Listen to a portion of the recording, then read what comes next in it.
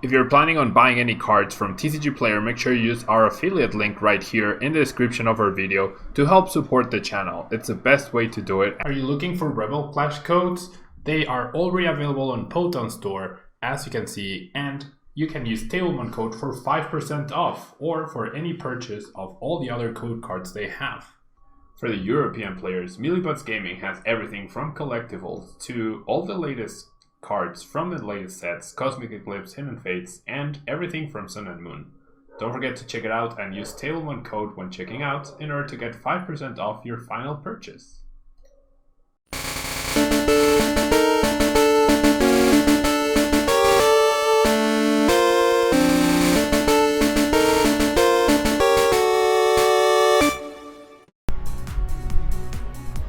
Hello everyone and welcome back to a brand new day of Road to TCG Worlds 2020, except it's not Road to TCG Worlds. I made a mistake. We are playing in the 2017 NAIC format tournament, and it seems that some of you, it's not clear why we both draw pass at the beginning of the game. That is because before Sword and Shield, the rules allowed you to play a supporter on turn 1. The game is currently programmed to not let you play a supporter on turn 1. Therefore, we both do pass. We both do pass in order to make sure that we can guarantee, right? We can guarantee that the rules are the same, right? So in exchange, we both get an extra card, right? But that is the reason why you see me go draw pass, and you see my opponent also go draw pass on their first turn. Now they are able to play a supporter. We're up against our third best Piquin deck in a row, which is very, very surprising, honestly. Very, very surprising that we're up against our third best Piquin deck in a row. Do you know why Vespiquen is all of a sudden so popular, honestly?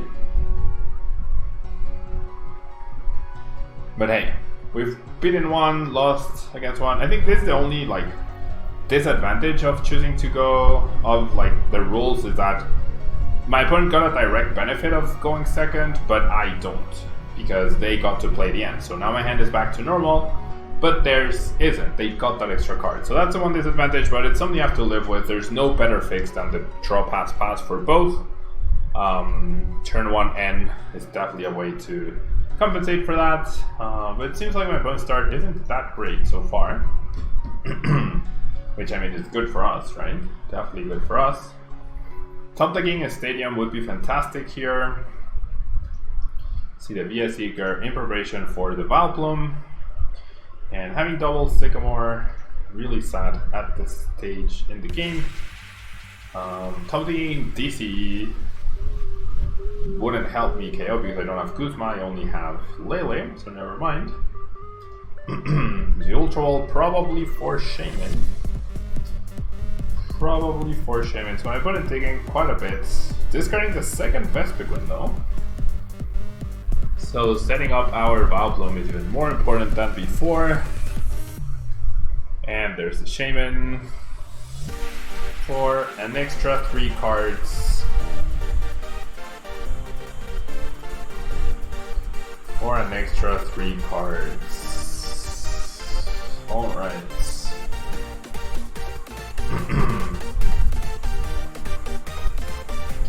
Alright, so I do top deck the stadium, that's actually very nice. I also get to remove the field blower, that's also pretty nice. And then I'm gonna lose the grass, but that's okay. Okay, so I haven't been able to set up my silly Vileplume in most of these games, so you know what, I'm gonna go ahead and search for the Oddish right off the bat, and we are immediately rewarded with a Vileplume. Wow, what a hand, honestly. What a hand. This will obviously be for Shaman, right? So that we can continue with our hand. And definitely gonna grab a Rowlet and another Dartrix. Yeah, okay, no complaints here. This was a pretty busted Sycamore, not gonna lie. I'm gonna keep the Vileplume in my hand for now. I do draw one less card, but I also give myself the option to play to play item cards still. Of which I drew none right? Not the end of the world. And let's go for a Sharp Blade Quill on the combi and threaten that with a Feather Arrow or another Sharp Blade Quill, surprisingly. We do the evolution right off the bat. Will my opponent have another DC? Not immediately, right? Not immediately, so that's good news. Does he find another DC to retreat the Klefki? And 6 doesn't even have knockouts. Well, he's one Pokemon short of the knockout here with the DCE. So the question is, can he get there? He needs DC and a Pokemon. No, we just see a simple draw pass here. I am happy to see that. I could do another Sharp Blade Quill. I guess that's not terrible.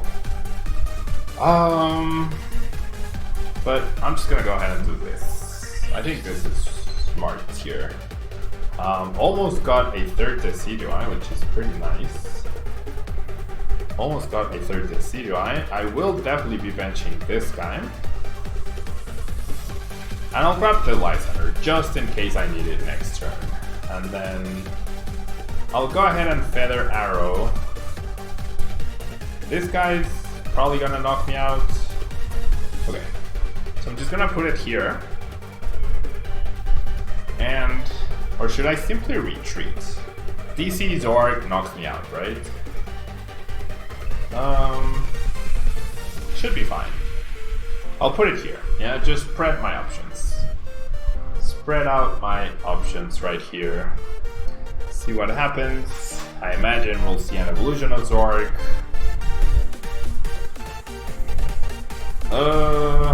Okay. So that's definitely annoying. Right, that's definitely annoying.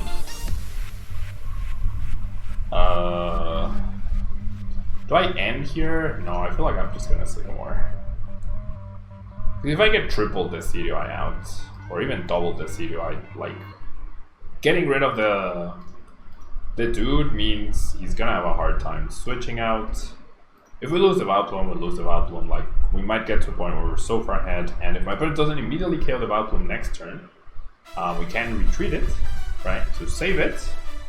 So that would be pretty nice. If that doesn't happen, we still have a Revitalizer, but we've lost the other Vileplume line, so that won't really help us at this stage. That's okay though. I can't attack, it requires that. Okay, so I'll go ahead and Feather Arrow. Yeah, I'm definitely retreating. There's no way I don't retreat here. There's absolutely no way I don't retreat. And then I'll retreat into this guy. I will certainly... Wait, why can't I play another supporter? Yeah, I'll just Holo Hunt.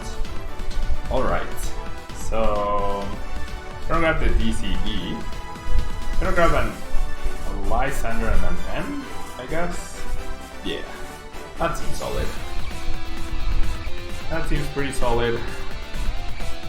And then we can KO this guy this turn and KO Shaman, and then we can KO Shaman next turn to win. So we essentially win in 2 turns, no matter what, right? So I'm gonna go ahead and Feather Arrow, get that KO,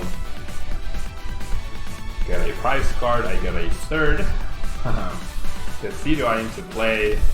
So I'm gonna do this, I'm just gonna take down the Shaman. Right, Feather Arrow here, and then go ahead and Feather Arrow this guy.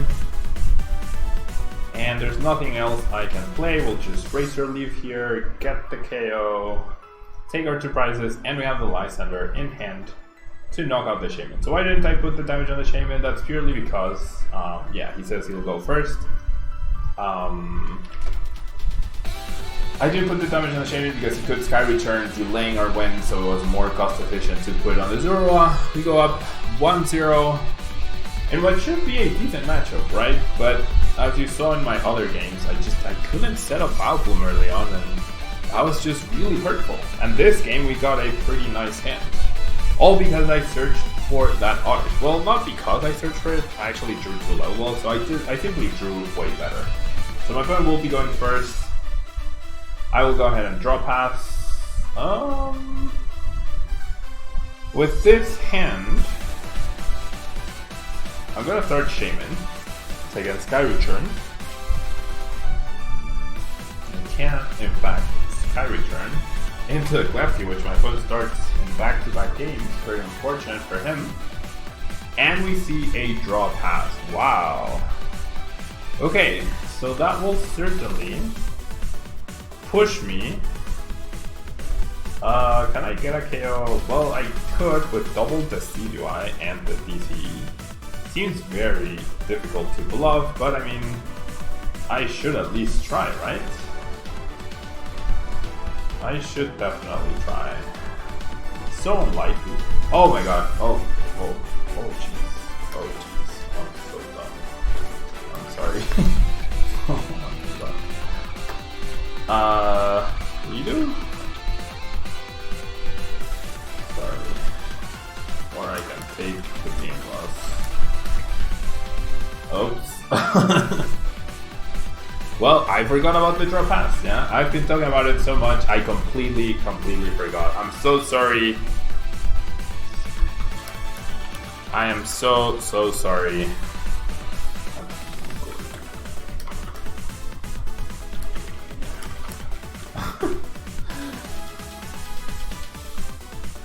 Well, I won't edit that out, so you can see that I made a silly mistake.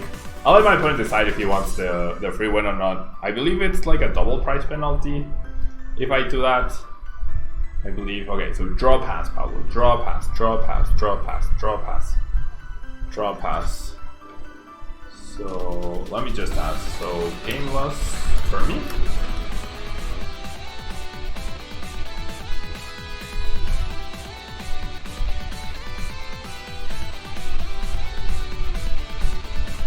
And we're not playing for anything, so winning or losing doesn't really matter. If he wants to win, I'll give it to him. It's no big deal. Okay, cool. Good luck. Won't do that this time. Okay, so he gets a mulligan. So draw pass, and then I draw pass. Let's go, Pablo. Draw pass. There we go. There we go. The hand was also pretty good.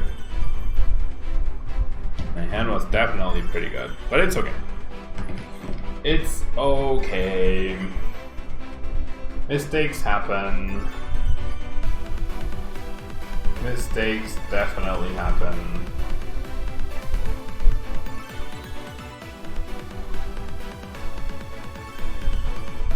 Alright, so we see an N. So once again I lose that extra card that my opponent did get. Yeah.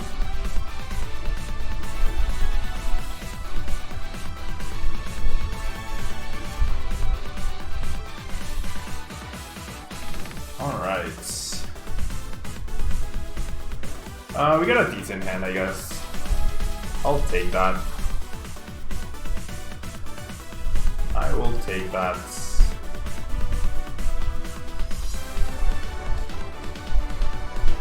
Ultra Wall.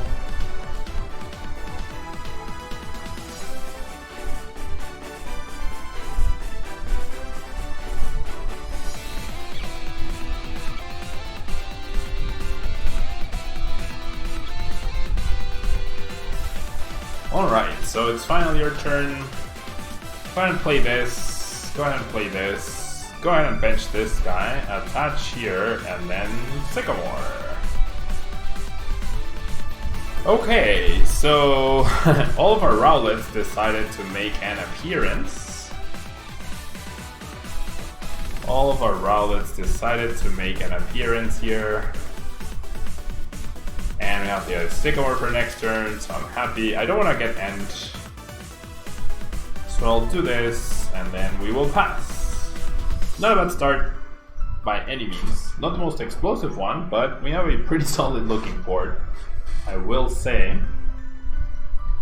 We have a pretty solid looking board. Zorg can be an issue. Yep, there's a DCE, and there's a Sycamore. This Klefki, no end this time. That would have been great. No, and this time. And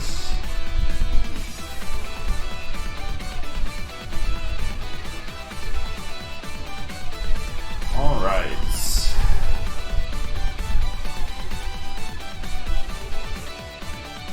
There's another Vespiquen. Well, not another. There's a Vespiquen. Hadn't fixed my camera. Sorry, guys. Really want to fix it soon, but that Flowstone doesn't seem optimal if he attacks with the Zork, if he attacks with Vespiquen. But like, I very easily KO the Zork, I feel, so that DC definitely doesn't seem optimal right there. Okay, I get an Ultra. That's not a card I want to see. I want to see that afterwards. I do find DC. I do not find a Decidueye for the knockout. So I'm gonna fail that. I'm gonna attach here. I'm gonna evolve. Those don't find Gloom, right? That Ultra would have been so good. Okay, at least I find the Decidueye to get this KO. Definitely disagree with my opponent placing the Floatstone there. That felt very suboptimal. And then Air Ball for the KO. No Valpon still. That's a bit. Lane 1, 2, 3, 4, 5, 6, 7, 8, 9, 10, 11. So my opponent needs 6 more Pokemon in this card pile in order to KO us. Still 6. Now 5 thanks to that unknown. 5 Pokemon needed. Acrobyte. Now 4, including that unknown, that's how to get discarded. 4 Pokemon needed to get a KO on the Lugia. See the VS Seeker being played. Eevee, and that's 130, 140. Yeah, 140 damage. There's a Flareon, which will very happily take away from my opponent's hand with the end. So 140 damage, I believe, will be my opponent's maximum at this point. If I know how to count, yep, 140, perfect. Perfect, perfect, perfect. Alright, another Dartrix. We're just flooded with Dartrixes. We'll do that, we'll do N, we'll give my opponent an extra card, but what we're looking for is ideally, it would have been ideally the Valpon. Given this though, if I have my third Decidueye in here, which I don't believe I do, yep, I do not, I could have knocked this guy out and knocked out the Combi. That would have been fantastic. I mean, I could still do it, I guess, if I retreat. But then this guy's a threat, right? This guy's a threat. So this is what I'm going to do. So I'm going to do 1 Feather Arrow to the Eevee to threaten it if it doesn't evolve. And I'm going to do 1 Feather Arrow to the active. And then my Lugia will have taken 2 for 2 prizes. And that's like the dream, right? That is certainly the goal here. So we get a Gloom. Not bad. We're definitely losing the Lugia. So Gloom into Lele for Sycamore into the Valplum will likely be our play. Could be into N as well, depending on how many cards my opponent finishes the turn with. But as you can see, like, not saying of the Valpon just gives him free reign right here. 1, 2. Okay, very smartly will KO with Shaman. Right.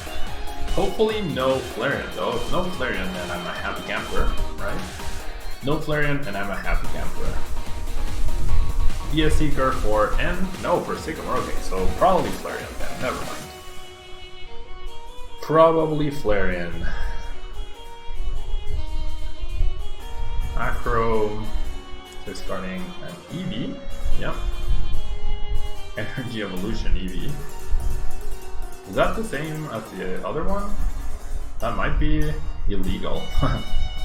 That might actually be an illegal Eevee. I don't know. 1, 2, 3, 4, 5, 6, 7, 8, 9, 10, 11, 12 Pokemon.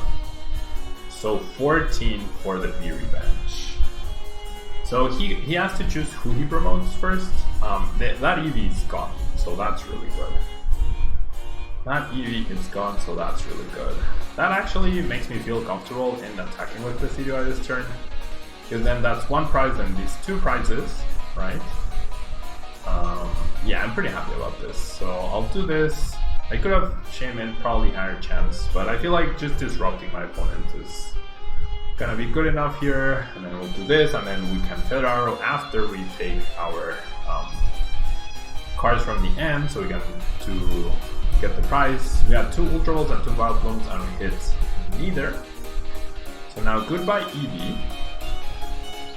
Alright, goodbye EV. And we get a prize card. Decidueye, very nice. Okay, I'll take that. I will definitely take that. So I'll Feather Arrow here. And it seems to me that even without Wild Bloom, we'll probably be able to win this match. I'll keep this for now. And then we'll Razor Leaf, 90 damage. And then triple Feather Arrow KOs this. We KO either of the attackers. So even without Wild Bloom, like I guess it evens out. They didn't get Flareon out, we didn't get Wild Bloom. So it evens out in the end, I guess. In a way. In a weird way. It's really weird to play without Wild Bloom. But at this stage, like 240 HP was so much. Like right now we laugh at 240 HP, but overall 240 HP was just so much before. So much. Alright.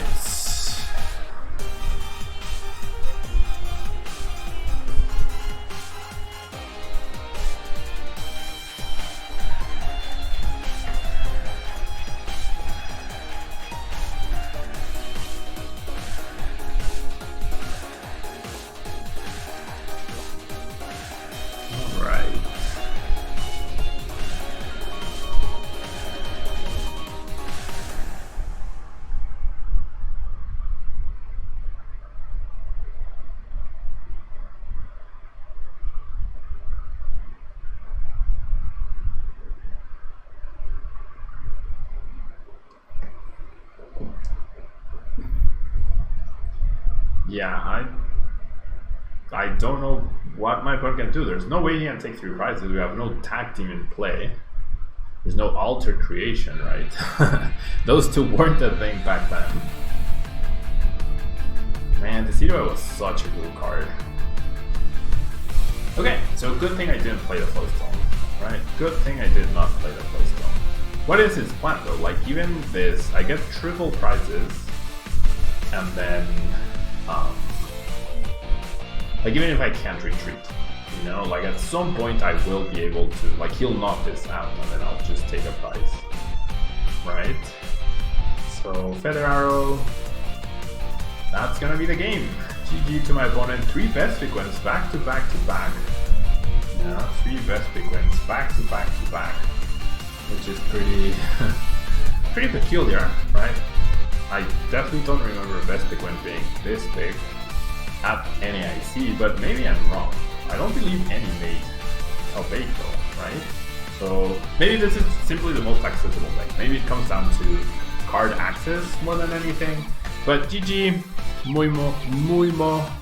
Thanks so much for playing. I know you guys are enjoying these sort of videos, so I'm really glad I can bring them to you in this hiatus, and I'm really looking forward to Rebel Clash plus the Limitless Pilot Party next week. So content will still be coming your way, and yeah, don't forget to leave a like if you enjoyed this, and I'll catch you next time. Bye bye.